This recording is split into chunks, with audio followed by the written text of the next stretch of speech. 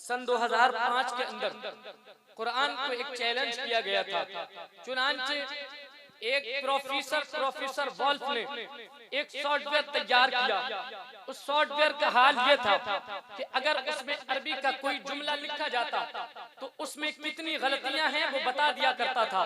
चुनांचे उलमाए इकराम को जब ये सॉफ्टवेयर दिखाया गया तो उलमाए इकराम ने कहा इससे तो अरबी का बड़ा फरोग हो सकता है, इससे तो अरबी बड़ी उरूज पे पहुंच सकती है।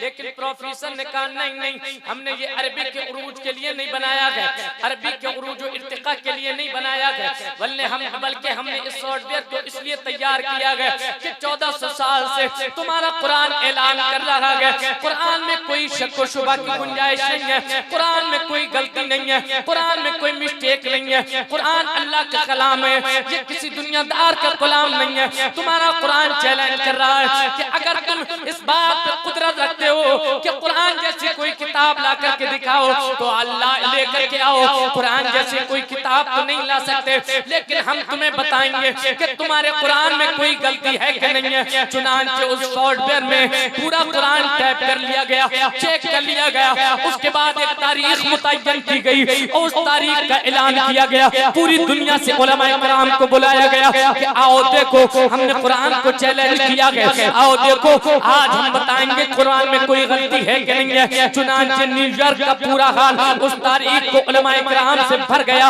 और उसमें एक स्क्रीन लगाई गई। उलमाए किराम ने दुआ करना शुरू किया, ऐ परवरदिगार आज तेरे कुरान पे वक्त पड़ा है, ऐ परवरदिगार आज कुफ्फार ने तेरे कुरान को ललकारा है, ऐ परवरदिगार आज तेरी कुरान पे आजमाइश का वक्त है, ऐ परवरदिगार आज कुरान की हिफाजत फरमा ले, ऐ परवरदिगार आज रहम फरमा दे, ऐ परवरदिगार आज करम फरमा दे, ऐ रब्बे करीम आज कुरान की हिफाजत फरमा।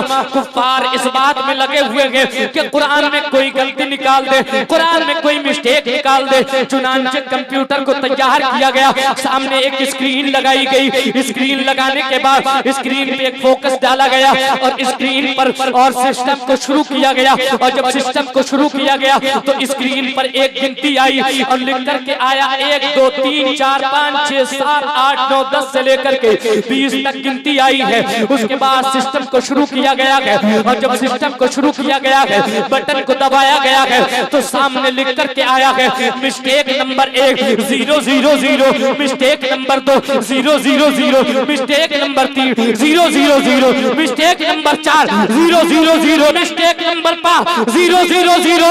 इधर पूरा स्क्रीन 0 0 से भर गया था, उधर न्यूयॉर्क का हाल नारे तकबीर और रिसालत से भर गया था और ऐलान हो गया था ऐ लोगों देखो हमने ही कुरान नाजिल किया है और हम ही कुरान की हिफाजत करने वाले हैं।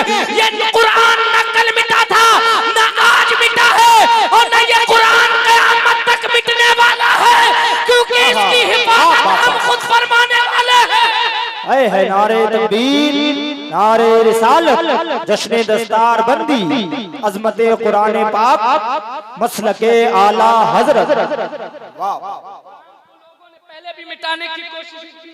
अल्लाह 1985 के अंदर चांगमल चोपड़ा नामी एक शख्स ने कहा था और कलकत्ता के हाई कोर्ट में एक मुकदमा दायर किया था और उसने कहा था कुरान की 85 आयतें हैं जिनसे आतंकवाद फैलता है, कुरान से इन आयतों को निकाला जाए। चुनांचे जब तारीख आई चारों तरफ से जो है कचहरी फुल भर गई, कोर्ट फुल भर गया।